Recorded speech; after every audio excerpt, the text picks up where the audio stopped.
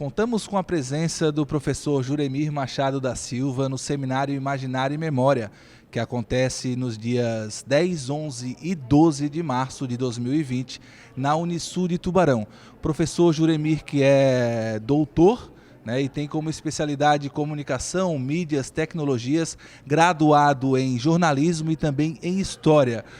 Professor, uma satisfação contar com o senhor aqui neste momento no seminário, né? E a primeira pergunta não poderia ser a comunicação e tecnologia. O que o senhor, enquanto estudos, pode passar para quem nos acompanha aqui pelas telinhas, sejam elas quais forem? Bom, Reginaldo, é um grande prazer estar aqui em Tubarão mais uma vez para falar de assuntos que são muito sensíveis hoje, principalmente na área da comunicação. A comunicação, tradicionalmente, ela depende de tecnologias. Cada época com sua tecnologia e sua forma de comunicação. Agora nós estamos vivendo um momento, tecnologicamente falando, revolucionário. Tão revolucionário, certamente, quanto foi a época em que Gutenberg descobriu, inventou, criou a prensa, a máquina de imprimir. Então, é uma revolução civilizacional. Muda tudo. Nós, de repente, saímos praticamente de uma economia da comunicação de escassez. Digamos que tudo aquilo que a gente queria dizer dependia de meios restritos e passamos a uma economia de abundância. Antes, por exemplo, canal de televisão eram pouquíssimos. Agora cada um tem o seu canal no YouTube. Perfeito. Isso muda tudo. E um canal no YouTube não é uma brincadeira. É um canal que pode ser visto por qualquer um, em qualquer lugar. De certa maneira, o canal do YouTube tem mais alcance do que um canal tradicional de televisão. Isso muda tudo. Quando se queria publicar, se dependia de um editor que detinha o meio de emissão. Ele podia dizer, Reginaldo publica, Juremir não publica. Controlava o meio e como isso chegava até o público final. Exatamente, agora não tem mais controle nenhum. Eu posso dizer assim, olha, Reginaldo, eu gosto muito da tua revista e gostaria de publicar na tua revista, porque ela me dá um selo de qualidade. Aí tu diz, não quero. Tudo bem, então eu publico na minha. Publico no meu blog, publico no meu Face, publico onde eu quiser. O poder do emissor era um poder de seleção que podia dizer assim, este existe, este não existe. Quantos autores escreveram obras que nunca foram publicadas? Perfeito. Isso para mim muda tudo. Nós saímos do poder total do emissor para uma totalidade de emissores. Perfeito. Professor, o senhor tem estudos na área de imaginário, inclusive com a temática tecnologias do imaginário, né? Para quem nos acompanha pelas telinhas, sejam elas quais forem, como eu mencionei antes, né? O que é o imaginário e de que forma essas tecnologias vêm a impactar o imaginário? O imaginário é tudo aquilo que cria significado. Por assim dizer, a espessura das coisas. É a alma das coisas, aura. Tu fazes uma coisa num dia, se ela não tiver nenhuma importância para ti, ela não é imaginário. Imaginário é aquela situação em que o banal se transforma em extraordinário. É uma memória afetiva, é uma espessura, é uma diferença, é um excedente, um significado, algo que se acrescenta, o que dá sentido a, o que faz com que o banal se transforme em algo excepcional.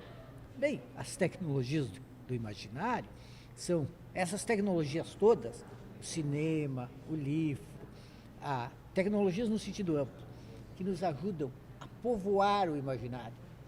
Tu vês um filme assim, Casablanca, e aí tem cenas clássicas daquele filme, a despedida, o pianista no bar, uma maneira de beijar.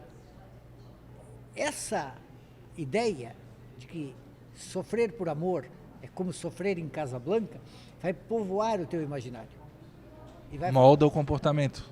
Exatamente. vai moldar o comportamento. E quando a gente pensa, professor, que havia a comunicação que ela era, de certa forma, podada por alguém, como um editor, um gatekeeper, e hoje ela está ampla na mão de várias pessoas, ou de quase a totalidade desses emissores, ela acabou se ampliando, isso tem um impacto direto? Isso tem um impacto, mas também tem uma coisa que se repete, que é, quando os meios eram restritos, as pessoas lutavam pela mesma coisa que hoje, visibilidade. Eu tinha um programa numa televisão, tu tinhas em outra. O teu era visível, o meu não. A minha revista na banca era comprada, a tua não. Então continuamos todos brigando por visibilidade. A diferença é que antes havia um filtro que te permitia ou não disputar essa visibilidade. E agora, esse filtro não existe. Tanto é assim que tem pessoas que brilham mais no YouTube do que muitos que têm espaço de televisão. O cruel de tudo isso, sabe o que é? É que, na época dos meios restritos, todos nós tínhamos uma desculpa boa, digamos, até para o nosso fracasso. Nunca me deram uma oportunidade de mostrar o que eu fiz. Verdade. Agora a gente mostra. Bom, se ninguém se interessar, talvez o problema esteja em nós. Eu que não sou um bom produtor de conteúdo, né? Professor, o senhor vai abrir o Seminário Imaginário e Memória com uma palestra, né? Para quem não teve a oportunidade de assistir a palestra e está acompanhando agora pelas redes sociais, pelo YouTube, enfim, pelas todas as plataformas que nós vamos disponibilizar essa conversa, o que o senhor traz de conteúdo para essa palestra inicial? Eu quero falar muito sobre o seguinte: o que importa para constituir um imaginário é a capacidade de fazer diferença e produzir descobrimento. Descobrimento é uma palavra, para mim, que tem um sentido bem específico. Destapar, desocultar. As coisas estão encobertas. Nós estamos diante delas, mas não estamos vendo. Aí vem alguém e, com uma habilidade qualquer, tira o véu, destapa, a gente vê. Então, aquilo que cria aura, que cria essa espessura, que vira imaginário, é o que nos ajuda a ver, que descobre, destapa, desoculta alguma coisa, ou que faz diferença. Nós deveríamos, quando terminamos de fazer alguma coisa, terminei de escrever um livro, será que o meu livro vai dar certo ou não?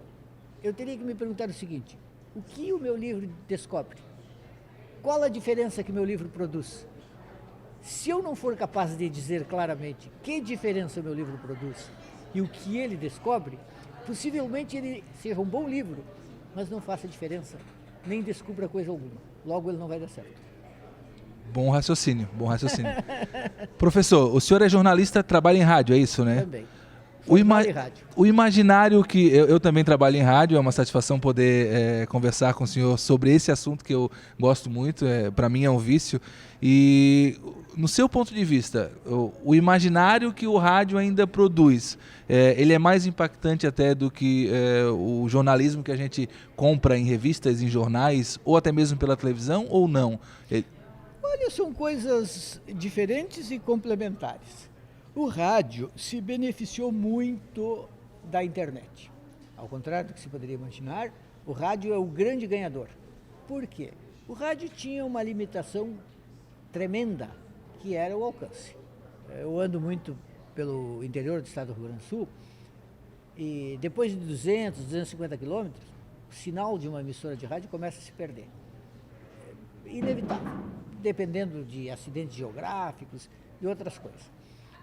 Eu agora estava em férias na República Dominicana e eu escutava todos os jogos do Internacional, meu clube em Porto Alegre, pela minha rádio, a Rádio Guaíba, sem nenhuma interferência, sem nenhum corte, sem nenhuma perda de sinal.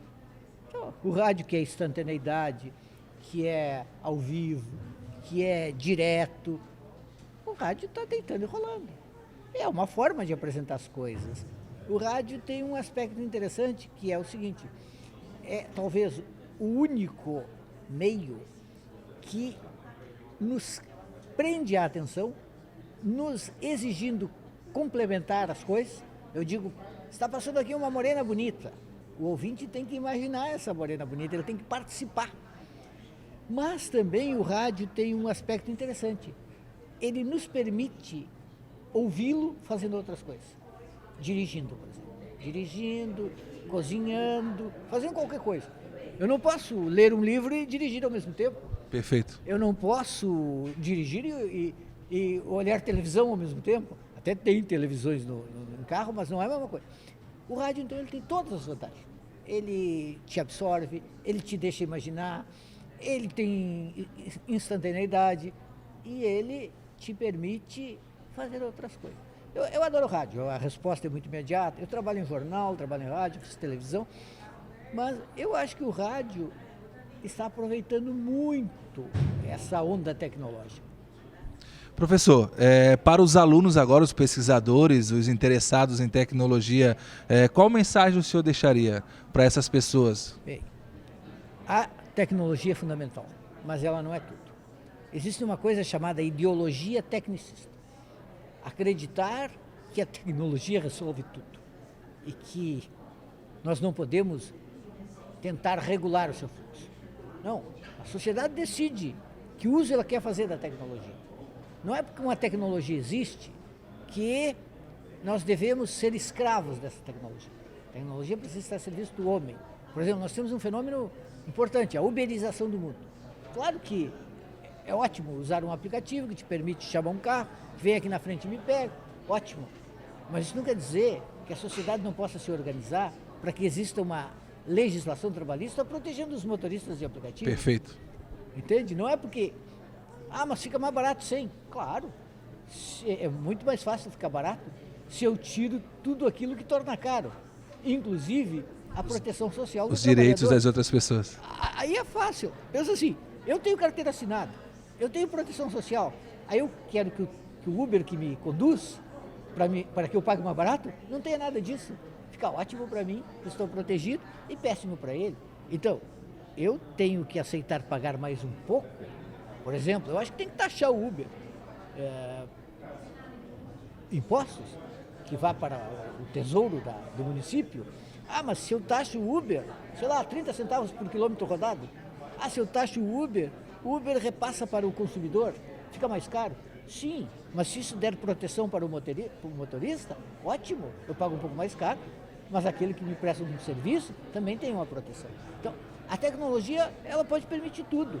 Mas quem tem que regulamentar o alcance dessa tecnologia é a sociedade. Então, a tecnologia não resolve tudo. A tecnologia é um instrumento a serviço do homem. Professor, uma grata satisfação poder conversar com o senhor aí num evento como esse, que é o Seminário Imaginário e Memória, né? Vamos acompanhar a sua palestra. Para quem não pôde estar presente, então, na palestra de Juremir da Silva, perdeu, infelizmente. A gente vai tentar trazer aí pequenos cortes do que foi esse encontro, né, professor? E é uma grata satisfação novamente. Muito obrigado, tá? Eu que agradeço, Reginaldo. Um grande abraço. Para você que está nos acompanhando aí pelas redes sociais, seja qual for a telinha que for, você pode também... Gostou dessa conversa? Você pode acompanhar as demais conversas, porque nós vamos conversar com os outros palestrantes que estiveram no Seminário Imaginário e Memória. Muito obrigado aí pela sua participação e compartilhe esse vídeo aqui, faça chegar até outras pessoas para que elas, de certa forma, conheçam também um pouco do professor Juremir Imaginário e Memória.